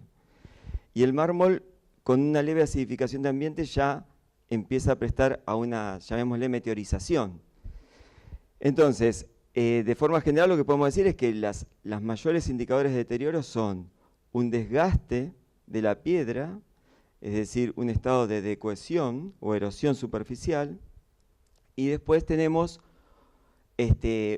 digamos, esos son como los estados inestables, ¿no?, de alteración, junto con un biofilm. Y después por otras transformaciones que, si bien son estables, sí generan una alteración en la lectura de la obra, son, como vamos a ver más adelante, esta vinculación de los fragmentos a la altura de las bases. Y por supuesto también lo que son los faltantes de formas, como vamos a ver. Quiere decir que nosotros ahí tuvimos más o menos un parámetro, un comportamiento similar en las 4 esculturas, y sobre eso se dispuso el plan de intervención. La siguiente. Un dato interesante para comentar es que todo el relevamiento del trabajo cruzado con lo histórico nosotros nos permitió, así como esto que comentaba Marcelo, que fue el traslado de las figuras, significó hacer un dimensionamiento de cómo eran las vinculaciones que se habían hecho en los fragmentos para saber su estabilidad. También hay, digamos, una posibilidad desde lo histórico de relevar desde cuánto hace que están faltando ciertas partes de la obra. A grandes rasgos, por antrópico, tenemos, bueno, todo lo que vemos aquí, que son inscripciones con marcadores, fundamentalmente, que son muy difíciles de retirar una vez que ha pasado mucho tiempo. Tenemos algunas patologías como las típicas de costra negra, que están allí localizadas en las concavidades, que es los lugares donde hay retención de humedad y por lo tanto el material particulado se retiene allí, que son propias de la urbe, del microclima o los climas de ambiente urbano. Después tenemos faltantes, como vemos acá, que es lo que comentábamos recién de vandalismo, casi todas las figuras tenían reposición en sus narices. Después tenemos modelados previos, de intervenciones previas que no respetaban el lenguaje armónico de la obra en el tratamiento de los volúmenes, que esos también fueron retirados. Y después comportamientos, la siguiente. Después también, bueno, acá esto es un poco para ejemplificar el biofilm, que estaba bastante desarrollado, y el biofilm se desarrolla diferencialmente de acuerdo a los patrones de escurrimiento que van desgastando el mármol, ¿no? Por eso aquí lo tenemos como bien focalizado. Esta imagen quizás no lo deja ver bien, pero aquí tenemos un modelado que rompe la lectura en el sentido armónico de la figura.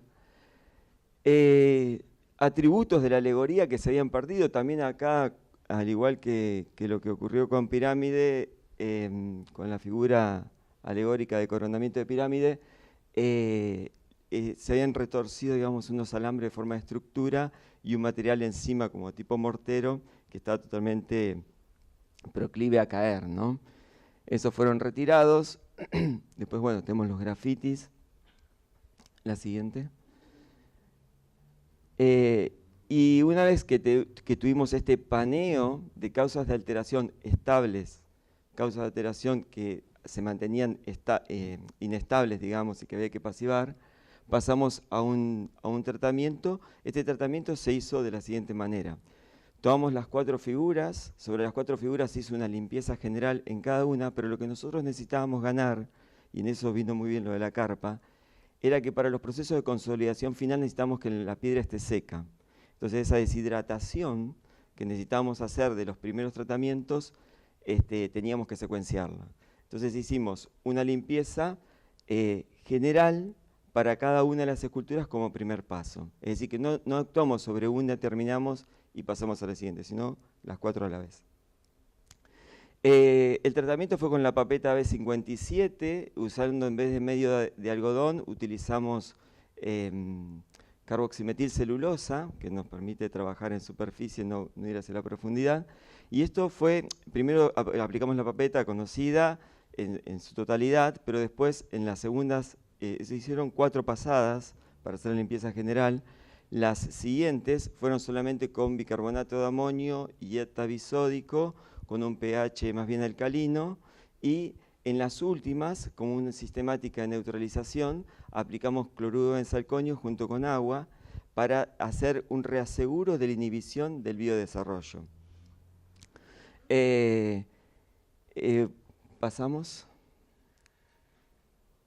Luego empezó el tratamiento sectorizado.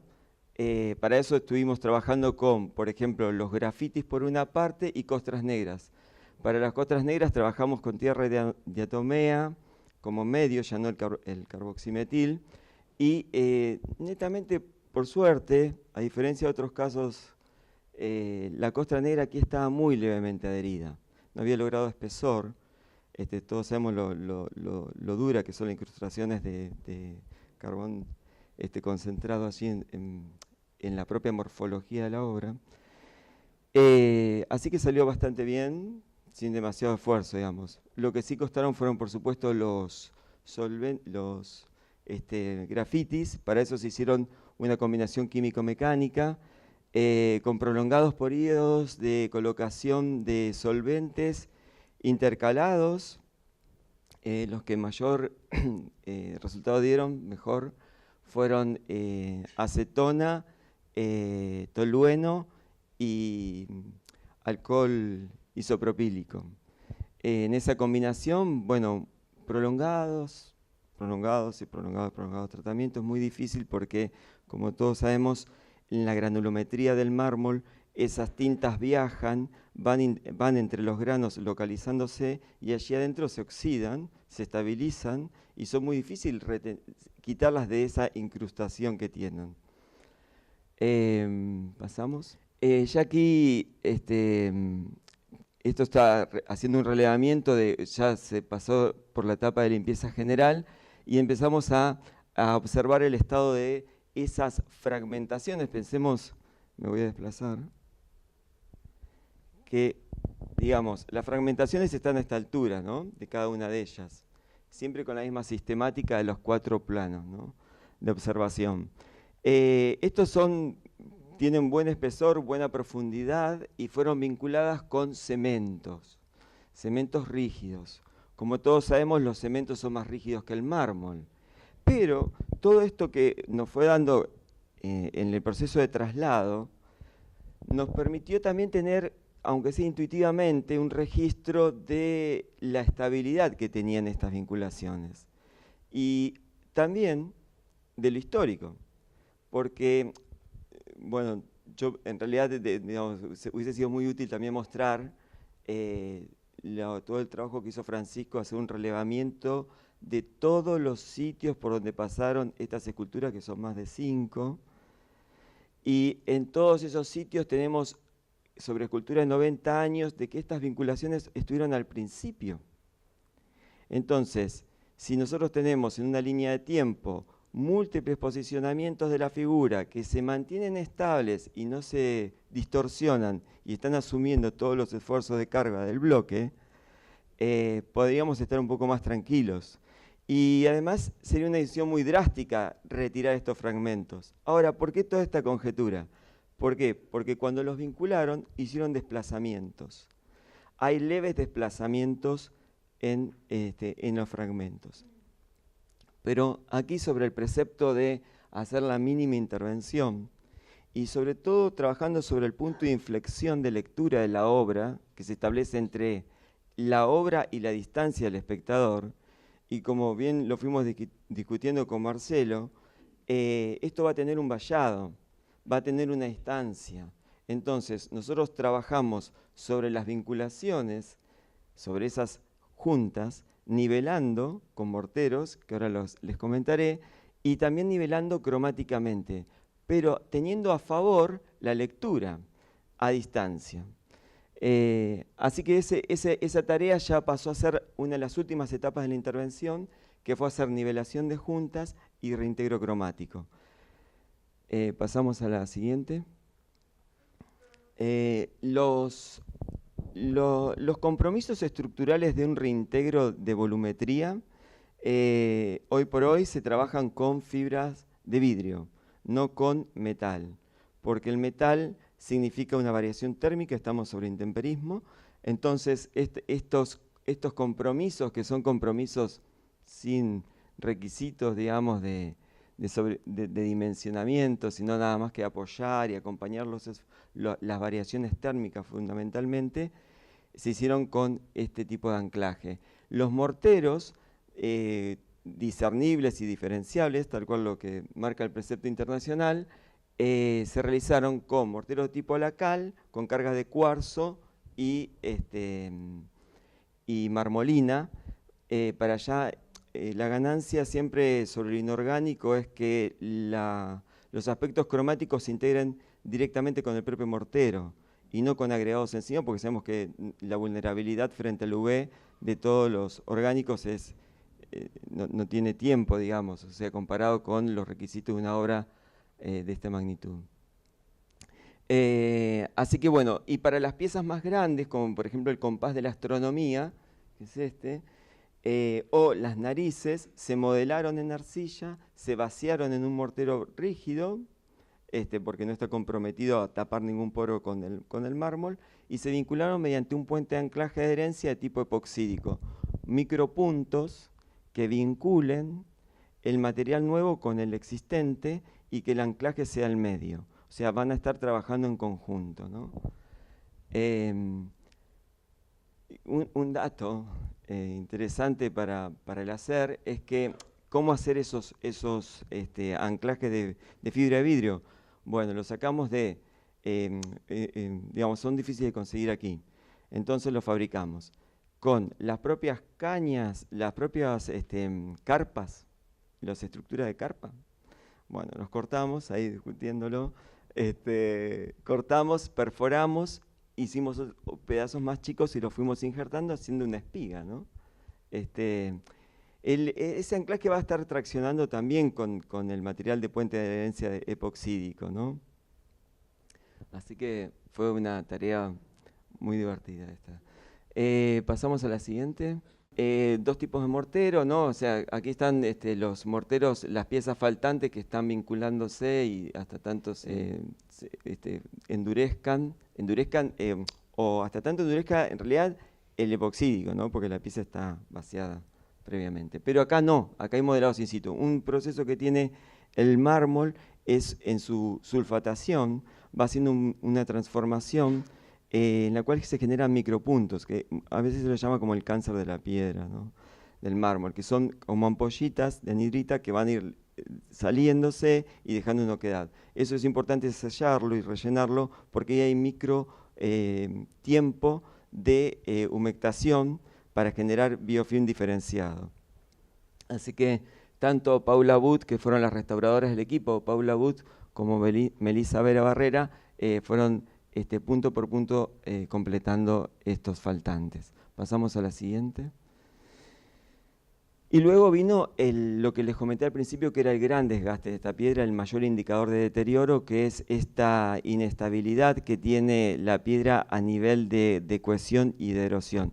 Pensemos que esto incide en la lectura de la obra, porque estos tratamientos se hacen con cincel pulido, las representaciones de vestimenta son cinceladas, mientras que cinceladas y son, digamos, levemente pulidas, pero no tanto como la representación de la piel. Y esto tiene que ver con un efecto que es condición del lenguaje escultórico, que la luz viaje de forma diferencial y que eso reporte una lectura de un orden armónico. El mármol es blanco y la armonía se tiene que dar por los sutiles pasajes de contrastes. ¿Qué pasó aquí?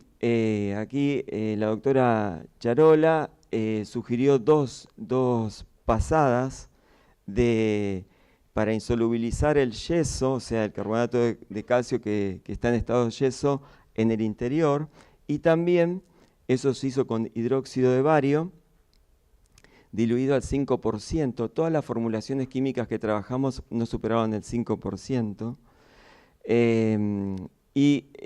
Esto se hace una suspensión al 5% y tenemos que garantizar 3 horas de plena humectación de la superficie. O sea, se va embebiendo la superficie hasta tanto repele el agua. Y ese estado hay que mantenerlo durante 3 horas.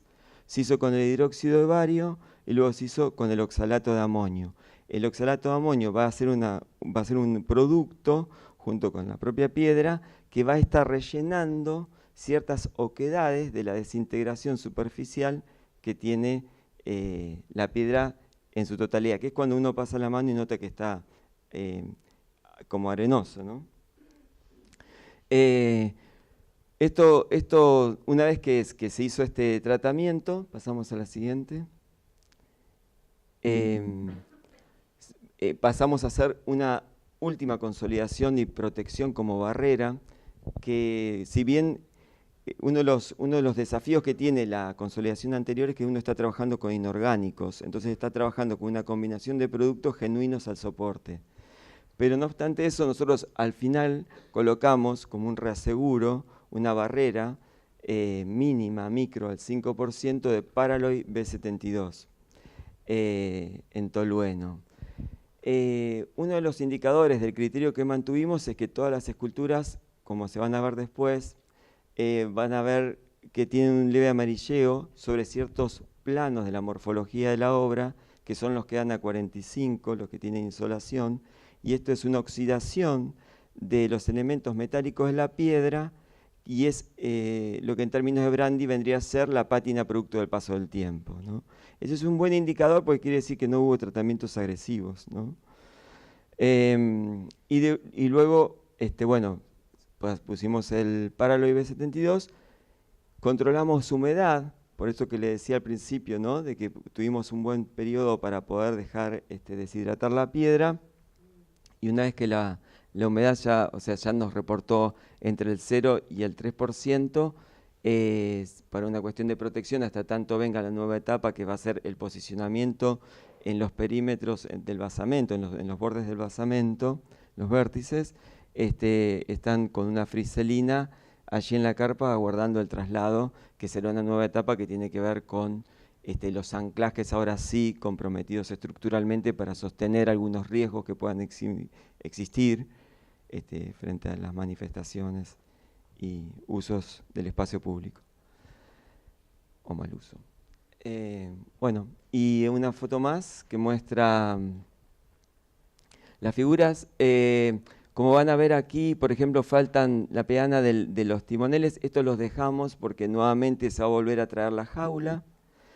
Se van a volver a posicionar sobre la jaula, se van a volver a subir con una grúa, un camión, se van a trasladar hasta la pirámide y en la pirámide se van a volver a colocar en posición. Esta misma jaula prevé este compromiso de posicionamiento en el basamento de la pirámide, y por esa razón, como hay un lingado de obra, algunas piezas muy comprometidas como el compás y estos elementos del timón los colocaremos post posicionamiento en la pirámide final. Pasamos a la otra, y mientras que leen los créditos de personas que ya han sido mencionadas, yo quería hacer como una pequeña reflexión de cierre que en realidad tenía que ver con algunas de las cosas que habían quedado planteadas durante la exposición de los diferentes responsables del equipo.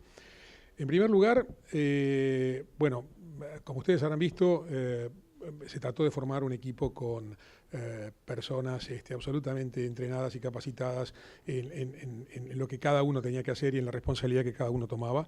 En forma directa, esto es decir, metiendo manos sobre la pirámide de las esculturas, han trabajado unas 30 personas. Si le sumamos a esto la gente que hizo aporte desde sus talleres, como la gente de la fundición o el escultor o los herreros y demás, llegamos a unas 50 personas trabajando. Ha sido un trabajo complejo que lo que exigió fue un diálogo permanente y una discusión y proposición de distintas soluciones entre los distintos miembros de los equipos.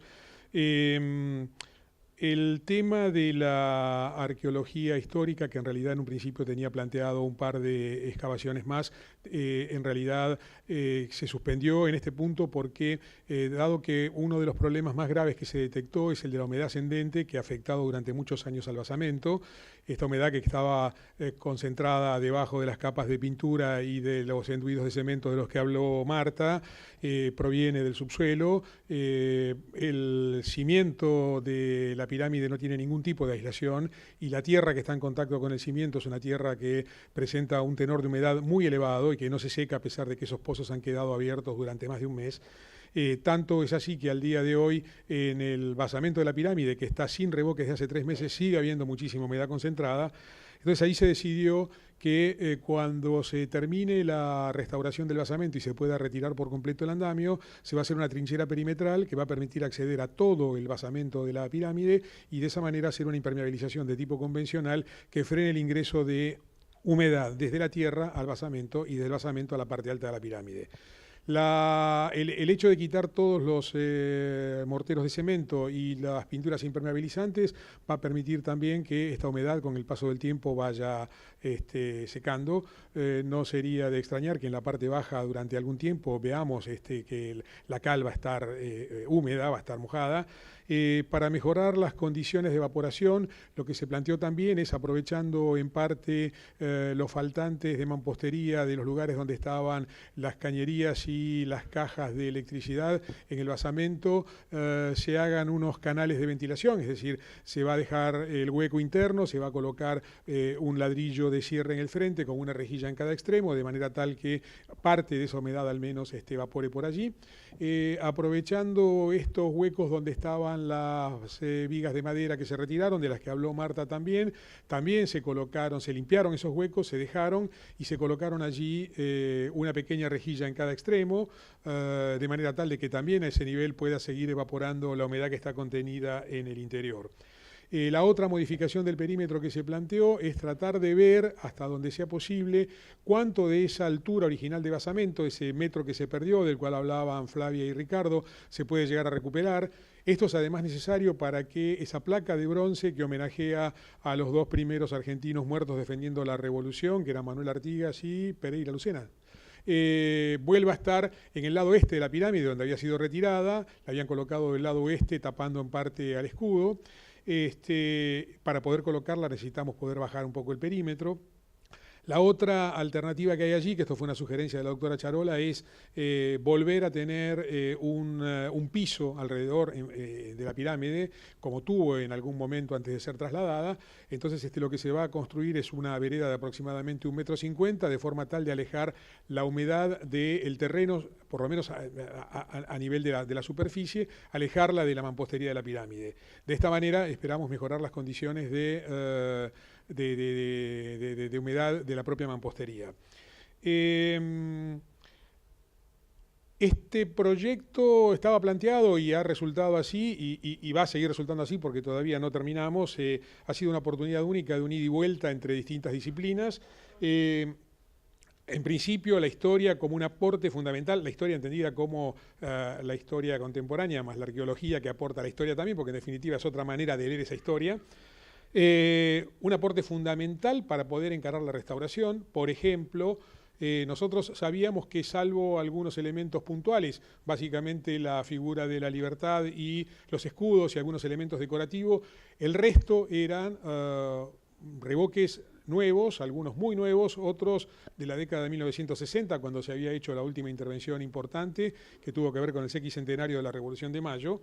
Pero eso nos permitía también plantear un distinto criterio de manejo de acuerdo a la antigüedad y la originalidad de lo que estábamos trabajando. Original, lo que teníamos era la mampostería que estaba en el interior.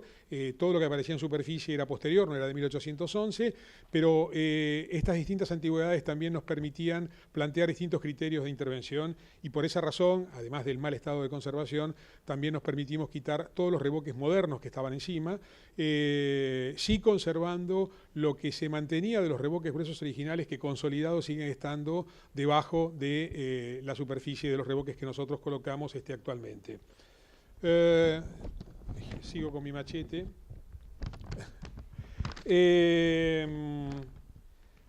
Un dato anecdótico, pero que no es menor, Marta habló de la limpieza con bisturí de distintos elementos premoldeados y de la libertad. La última vez que le pregunté, hace como 15 días, llevábamos gastados 22 cajas de 100 hojas cada una, así que son 2.200 hojas de bisturíes en el proceso de limpieza.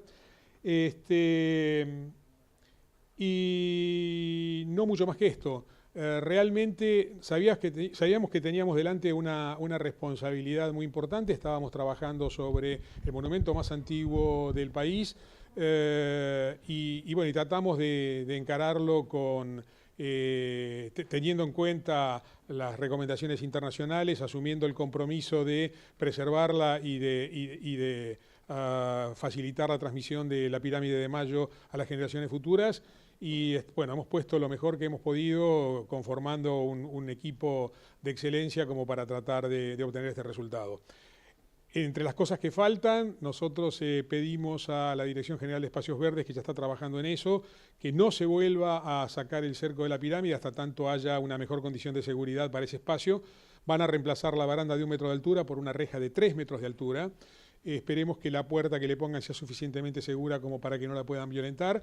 Y como eso no va a ser suficiente, le estamos proponiendo que a cada una de las esculturas de mármol, que es lo más complicado de poder mantener a futuro, se le haga una especie de cubierta, un capuchón de algún tipo de lona, que se le pueda poner por lo menos en aquellos eventos de protestas más riesgosos, para que si le llegan a arrojar a la distancia algún tipo de bomba o lo que sea, como pasó en su momento con el Pensador de Rodin, no la primera vez que lo habían pintado con aerosol, sino en la segunda oportunidad cuando ya tenía una reja de protección, que le habían arrojado unas bombas de pintura violeta. Si eso llegara a ocurrir, y si realmente se sistematiza esta cosa de que alguien advierta a la gente del mantenimiento de la plaza de la necesidad de colocar esas coberturas eviten que volvamos a tener procesos muy complicados de limpieza, muy difíciles y que cada vez agregan más daños, como los que refirió Miguel en su exposición. Esto básicamente, deben haber quedado muchas cosas, hay cosas mucho más complejas y detalles, pero bueno, más o menos queremos haberles contado un poco de qué se trata este trabajo en el que estamos todavía involucrados y en el cual vamos a seguir por lo menos por un mes o un mes y medio más. Bueno, en primer lugar, muchísimas gracias por esta exposición. Tengo un montón de preguntas. Una es, ¿cuánto ha sido el tiempo completo desde el comienzo hasta ahora que están ya finalizando? Otra pregunta que tengo es, yo siempre me imaginé que había mucho deterioro por culpa de las palomas, como ocurre en otros lugares. Si ustedes nunca las mencionaron, es una pregunta boba, pero si había también esta cosa química del guano de paloma, ¿lo habían encontrado?